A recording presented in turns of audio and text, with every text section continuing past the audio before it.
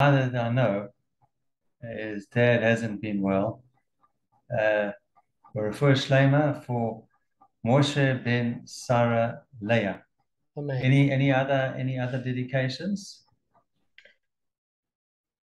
No. And Leah but Ethel Mai also. Amen. Okay, so continuing the theme, and this is actually quite fortuitous as we're doing it because this sub theme relates to Yom Kippur and forgiveness. And it says here, the Kli Yakar contends that someone that gossips take pleasure in finding fault in others, and when they can perceive some folly, in inverted commas, they allow that to outweigh all of the individual's virtues. His position is supported by the Talmudic adage, whoever finds fault in others possesses the same fault. And that's from Kiddushin in 70b. The Talmud suggests that we are most likely to notice faults that are projections of our own. Accordingly, the Kli Yakar explains that one who is suspicious of innocent others will find ultimately he commits the same offense of which he accuses others. This fool who suspects others of misconduct knows inside himself that the same fault and vice which he casts upon his friend he has too. By blemishing others, he proclaims to all that he is a fool, and he projects the same imperfection which he knows is really in him upon others. The fool reasons, since he does foolish things, that everyone else probably does these kinds of folly as well. This is not the function of the punitive principle of measure for measure, but rather of a natural consequence. Since people project their imperfections on others, it is probable they will eventually commit the wrongdoings that they perceive in others. So I think all of us have experienced that, where you've had these people who think they are holier than thou, and they preach, and meanwhile, back at the ranch, as they say, they do the same thing, if not worse. Okay. Do you agree with me, Damon? We've had this Sure. discussion before. Sure. As you say, mentally ill people, right? Yeah, listen, I can only recognize something. You know what it reminds me of? Christopher Columbus. When they took over the Americas, the natives didn't see the ships on the horizon because they didn't actually recognize what it was. The same with Vasco da Gama. If it's something they don't recognize, they thought it was a mirage or something. They didn't quite recognize it because they never had the same sort of level of sophistication with sea-going vessels. So they didn't even perceive the threat. And the only way that you can recognize a fault in somebody else is if you can, to a certain extent, articulate it by one's very experience, or more relevantly, by one's own character traits. I agree with you completely. And Kevin, as we said before, this is going to be a year when you're going to extricate yourself from toxic people and give only the time of day to those that want well-being for yourself and others. Really.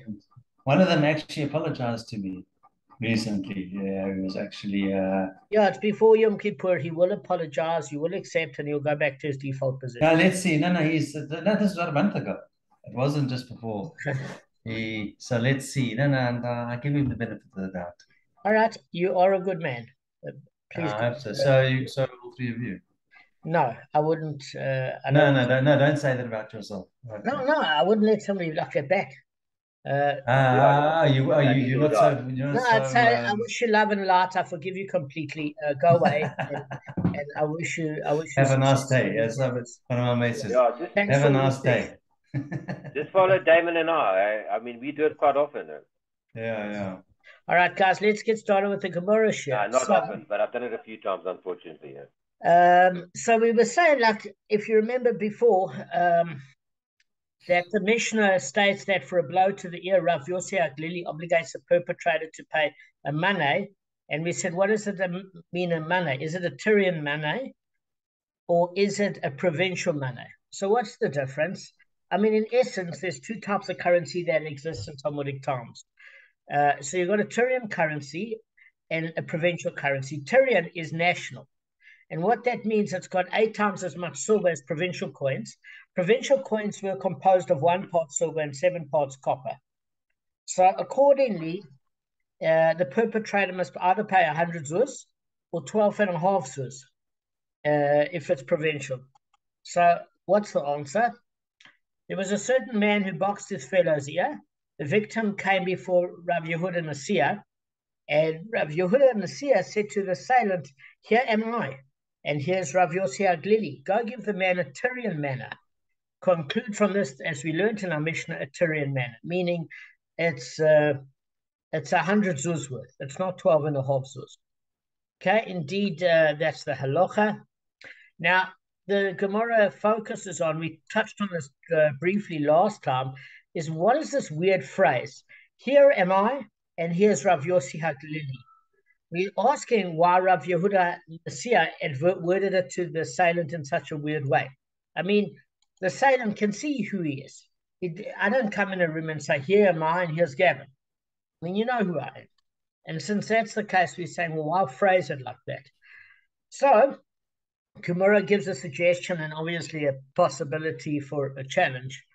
So if you want to say this is what Rav Yehuda Nasiya was saying to the assailant, here am I who saw you strike the man. And here is Rav Yossi Haglili who says that the payment should be a Tyrian manner. Go give him a Tyrian manner. So what we are saying is, there's two statements. The first half of the statement is, here am I. So what did Rav Yehuda Nasiya mean? He mean, with my own eyes, I saw you box that man's ear. So I don't need to hear testimony from witnesses to this effect. And then with the second part of his wording, here's Rav Yossi Aglili, is deferring to him because he needed clarity in terms of, do you work on a provincial or a national-based currency? Okay? So the issue is it kind of goes against the brisa, because the brisa says, how do I word this? In other words, can you say that a witness can become a judge? In other words, that a judge can rule on a case based on his own witnessing of the incident.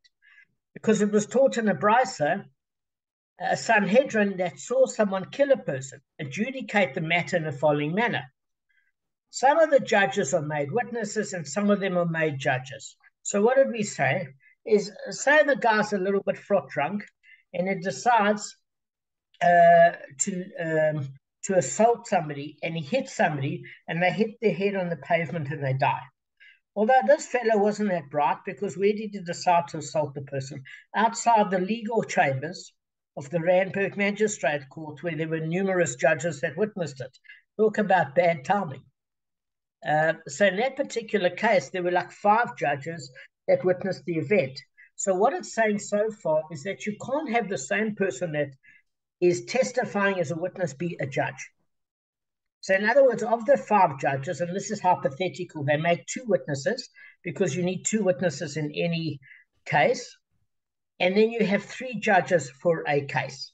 So the question that arose last time in Sanhedrin, if you remember in 17b, there was a discussion. It started off in Sanhedrin 2a with Rashi's commentary, but also in 17b, that if it's a capital case, you need 23 judges. So how can you deal with a capital case of only 3 judges? In this particular fictitious case of 5 judges witness it, 2 are made witnesses, and the other 3 are meant to adjudicate. We're saying that you can submit testimony in terms of validation by having 3 judges and 2 witnesses. And what happens is then the testimony is transcribed, written down, and taken before a Beis Din of 23 people to try on a murder case. But in terms of cross-testimony of witnesses, it only takes 3 judges. That's not everybody's opinion. That's Rashi's opinion. But many people have issue with it, like Ramban in Deuteronomy chapter 17, verse 6. There's a lot of issues as far as that's concerned. But it certainly is one opinion. So we say, well, bottom line, how does it relate here? Because how does the brisa actually works? It works as follows. It was the words of Rabbi Tarfon who said, look, some of the judges are made witnesses and some of them are made judges. Meaning Rabbi Tarfon is just saying that if you are judging, you cannot be the witness. You can't, the minute you assume the role of a witness, you cannot be the judge in your own case. They're two separate judges. Rabbi Akiva says something completely different. He says all of them are potential witnesses since they all saw the murder. And the rule is that a potential witness may not be made a judge in that case. In other words, once a man has witnessed an incident so that he now becomes eligible to be a witness for that case, if he happens to be a judge, he has to recuse himself and he's disqualified to act as a judge on it because of bias. Rabbi Tarfon isn't saying that. He just says you've got to decide whether or not to be the judge or the witness, but you cannot be both. So we're dealing with an issue here. So it says, okay, so it says, so far, Rav Tarfon said only that some of them are made witnesses and some of them are made judges. The fact that the judges themselves also witnessed the crime, according to Rabbi Tarfon, doesn't disqualify them from trying the case, provided they hear testimony about the incident from other witnesses. And the question arises, but can a witness can act as a judge based on his own citing of the incident? Rabbi Tarfon did not say.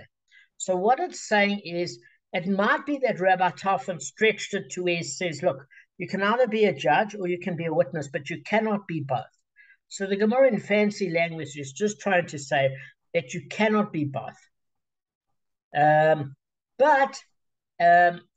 The question arises then, how can Rav Yehuda Nasiya act as a judge based on his own observation of the assault? So, I mean, there's a couple of questions that come up here. The first question is, if you look at Rav Yehuda Nasiya, how many people is he? How many people is he? One. Fine. How many judges do you need in even a monetary case of assault or corporal punishment? 3 or 2. 3. You always need 3 judges. 2 witnesses, 3 judges. So you say about what about Rav Yossi Aglili? Rav Yossi Aglili was just to defer in terms of penalty payment. He was seeking his counsel. Is it a Tyrian manner or is it a provincial manner? So once he sought counsel that it was 8 times the value at 100, so it was not 12.5, but he didn't need him to adjudicate the case because he introduced himself to the assailant. So we're saying, how can one man do it?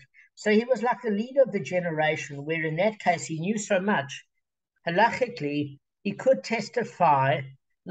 he could judge a case without the 2 other judges. My question is not in terms of disrespect to him, is that if he wasn't sure what the penalty would be, how could he be the leader of a generation? Yeah.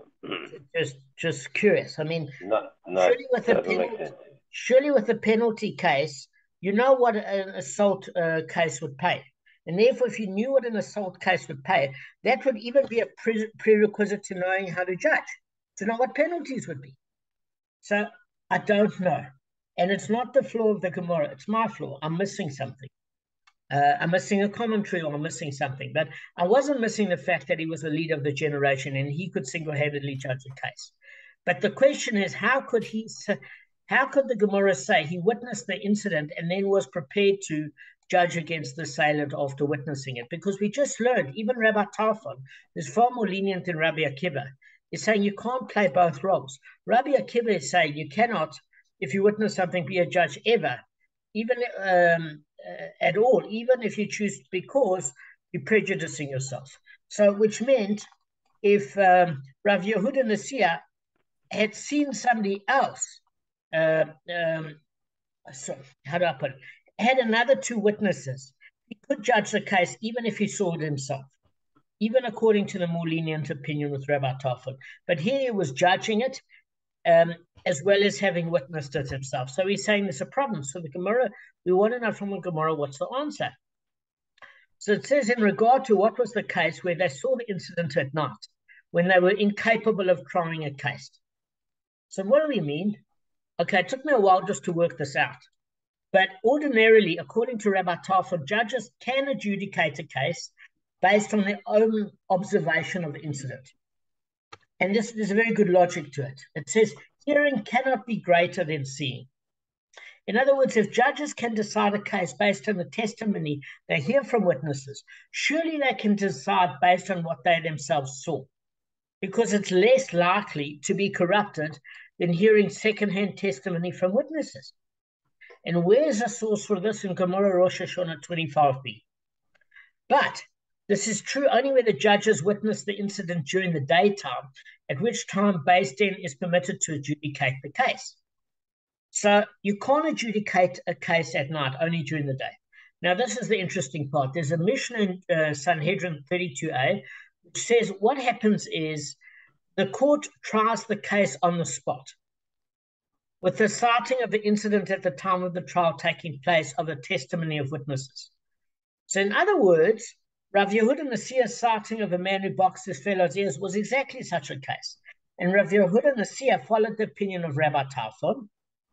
So in that particular case, he saw it.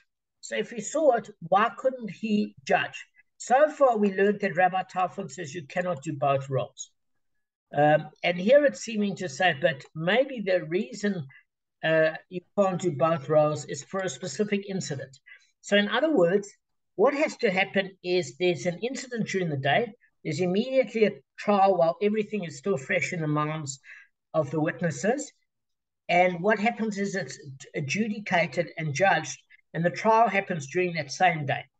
But if it happened in the evening, the incident, or it happened towards nightfall, and the case can only resume the next day, you cannot judge it in that particular case, having witnessed it, simply because it's a new day. So you cannot then be seen as having witnessed it and then try it the next day. You can either judge it the next day if you have to, but then you need other witnesses. But it's still considered two separate days.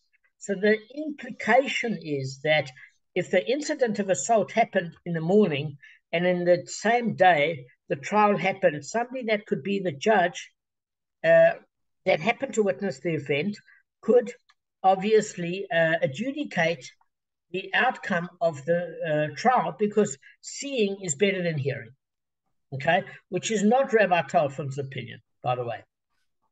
Okay, so they're saying that case in Sanhedrin was also such a case. So it's saying some of the judges therefore must testify about the incident before the others, if there were two separate time periods, because the fact is that the judges know about the incident through having seen it themselves the previous night is insufficient. They must receive the information about that incident fresh at the time of trial, either by having observed it themselves during the day, which it can't happen then if it's separated by night, or the witnesses have to testify freshly during the next day. And therefore, because the judge can't testify to himself aloud and then judge it, he would need other witnesses to hear that testimony fresh on the day that he judged the case. But other than that, it's saying that maybe Rabbi Tarfon is not that strict. So the Gemara suggests an alternative explanation. It's saying maybe you prefer to say what Rav Yehuda Nasiah said to the assailant is, here am I who holds in accordance with Rav Yossi Aglili, meaning that he agreed with him with regarding that the payment should be a Tyrian manner. And here are the witnesses who testified about what you did. Go give the victim a Tyrian manner. And Rav Yehuda Nasiah was not a witness at all, but only acted as a judge. So according to the second answer, it's not necessary to understand that the Bryce is referring to a murder committed at night or an assault that happened at night. It's possible to say that Rabbi Tarfon holds that a witness may not serve as a judge based on his own observation, even where that observation occurred during the daytime. So in other words, what it's saying is that Rabbi Tarfon disputes Rabbi Akiva only regarding the eligibility of a judge of someone who witnessed an incident, but now hears testimony about that incident from others. So again, to summarize, Rabbi Tarfon can't be argued. At the end of the day, he's saying you can either be, if you saw the incident and you happen to be a judge, you've got to choose. Do you want to be a witness or do you want to be a judge? If there are not enough witnesses, you would have to be a witness. Otherwise, the case is not going to stick. But if there are enough witnesses, you don't have to recuse yourself as a judge. You just cannot play a double role. Rabbi Akiva says you cannot, if you witness the event, be a judge because you are biased. And the reason why Rabbi Tarfon would say you're not biased is because surely if you saw it, it's even better than having heard it from witnesses. So that's the bottom line. But it doesn't go as far as saying it doesn't go as far as saying that you can be witness and testify and then be a judge in that own same case. Even Rabbi Tarfon doesn't say that. All right, are we clear? Can we move on? Yeah. Okay. So the Gemara is saying, look, it's digressing on a similar sort of theme, and it says, does Rabbi Akiva hold that a witness cannot become a judge? For it was taught in a brisa, if men quarrel and one strikes his fellow with a stone or fist, Shimon Hatimni, so Hatimni is a place, by the way. Shimon was called after the place. Okay. So what do we find? He says that just as a fist is distinctive in that it's available for inspection to both the court and the witnesses, so too any assault case can be judged only if the weapon used to inflict the injury is available for inspection to both the courts and the witnesses. Okay? So it's basically saying, look, at the end of the day, if there's an assault fee and the assailant is dragged into court and he's seen to have fists like hams and he's built like a sumo wrestler and he hit Woody Allen, and Woody Allen now is having his jaw wired, the witnesses can see based on the size of the oak and they measure the bruise with the punch and they say, yeah, he did it. But if they got a big break and Woody Allen hit him and he's got this whole mangled jaw and the guy's got a tiny fist, they're going to say, listen, something's very wrong here. It doesn't match up. So the witnesses have to inspect the weapon, whether it's a fist or a brick or whatever, to note that the actual damage. Okay? So they're saying that's what's necessary. So it carries on with that logic, but this is not the logic of Rabbi Akiva. It's the logic of Shimon Hatimni. So what it's saying is going to say, listen, not only the witnesses have to look at the weapon, but the court does. So too any assault case can be judged only if the weapon used to inflict the injury is available for inspection to both the court and the witnesses.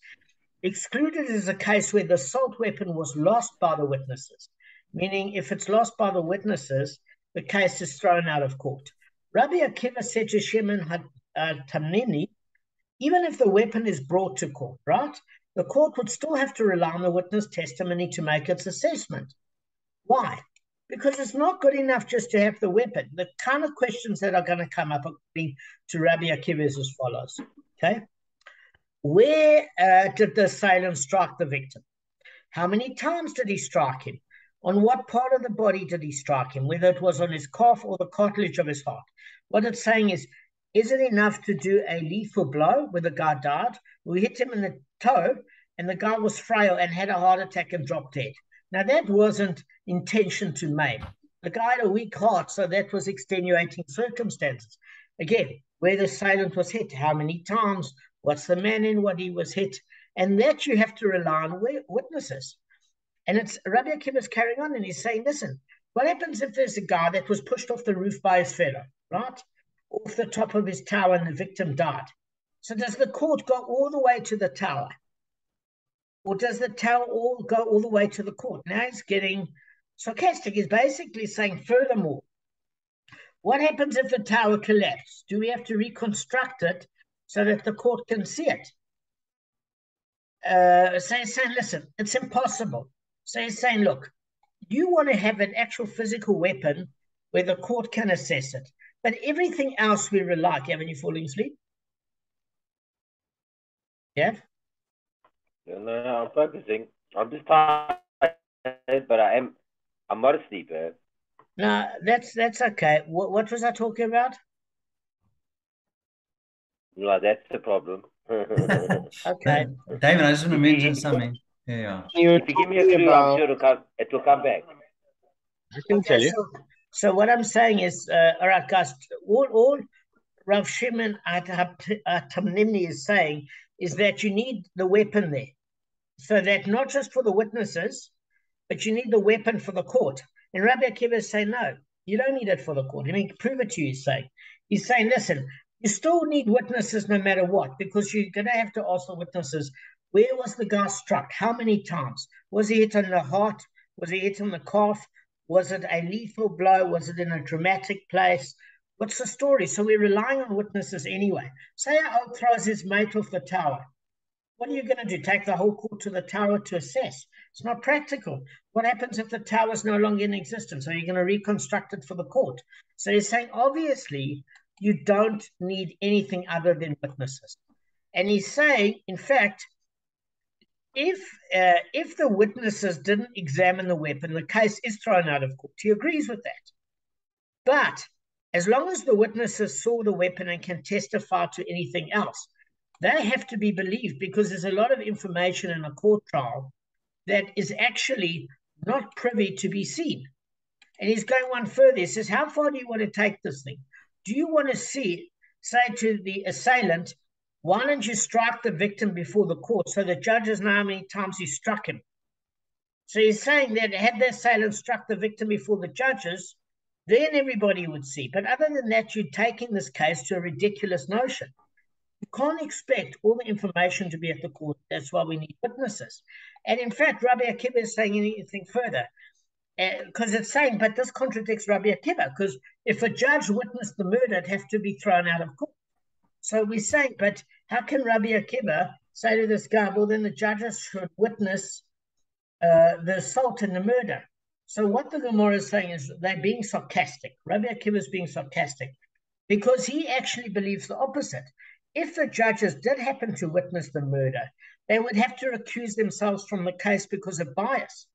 So therefore, they could not witness the murder before them.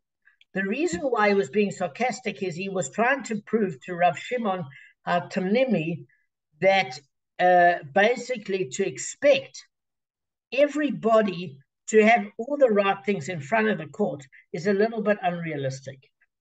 Okay, the witnesses have to examine the weapon at a certain point because there could be no weapon.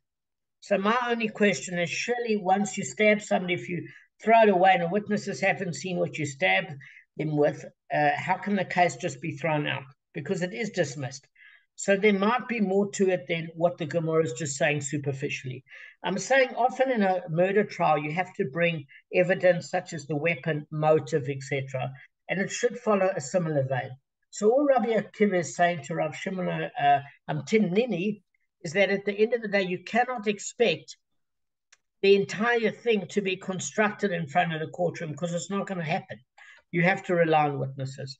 And this is just proving the case before that if judges actually do witness the murder, they have to recuse themselves. Okay, guys, we finished on this note. I don't want to go into anything. I think we've got 10 minutes left, yeah? Damon, can't they do like when I was when I was a reservist, when there was an accident, you did a sketch on the part of the report and you like measured the distance in feet. You'd actually, where the point of impact was, if it was two vehicles that collided, you started your walk and you put 1 foot and you measured 1 foot in front of the other. And that's how you did it as accurately as possible. Because as I say, you can't do these things and reconstruct it 100%. It's got to be as close to accurate as possible. Exactly. Rabbi Akiva would agree with you. He would say to your best of accuracy, even to the extent of describing the weapon or having seen it, there has to be a degree of accuracy. Otherwise, it's thrown out of court. Otherwise, it would be too sketchy, eh? Too sketchy. And if we have I think at a murder site, I think they should have live people there with live rounds, and they should recreate it, the whole thing. Yeah. Yeah, it's called. See how the blood splatters, and if it splatters the wrong direction, opposite to the actual thing, then you have to restart again, another live person, live round. Yeah. But intense, eh? But intense. All right, guys. Listen, we having a share on? Are we having a share on Saturday night? Yeah. Okay. Yeah, why not? Great. All right. And then we're gonna have Damon. on Tuesday I might be going to Jerusalem, but we can still. I'm just try. I may not be. I may not be. Or Wednesday. So. Wednesday we can't. We've got Rav Simcha Steinhauer. Oh, wait. Is it earlier? You mean you're sure earlier? No. We're going to him for dinner. For dinner. Oh, nice. Okay, so that's your like. Oh, yeah. But yeah, Arthur. Okay, but Arthur, you're going to be. I'm going to be in Ranana for Sukkot. I hope you're going to be there. If you're not, I'll be very disappointed, Arthur. Arthur, are you going to be there? No, yeah, I might be out, but apparently, I can't. I have to have sweets this year because apparently I can't have anything sugar free. That's cute. I didn't actually hear that. Sorry, it wasn't clear on my side. It crackled a bit. What did you say, Say Arthur? that again, Arthur. It's very good. I have to have sugar this year because I can't have anything sugar free. Ah, that's right. Very good. So, all right, we'll do Saturday night. I didn't hear that word. And then on Tuesday night, I thought Gavin or any of you guys are going for meals in Osaka, maybe. I might be in Jerusalem on Wednesday. When are you going to Simcha for the Wednesday? Okay, so then that's you could then you're gonna do then you that's your okay. So we'll have okay. So let's just play it by ear. Kevin, listen, I might also be in Jerusalem that day, but it's highly unlikely. I'll be with Sacco, your mate. Okay, but it's highly unlikely. I'm giving you the odds. Okay. You could still do it. Is a possibility? Dame? Yeah. I worked out why Sukkot is after Yom Kippur. You know why? Yeah. We are sukkah for punishment. Sukkah for punishment, yeah. No, it's actually not. That's actually quite good. Well,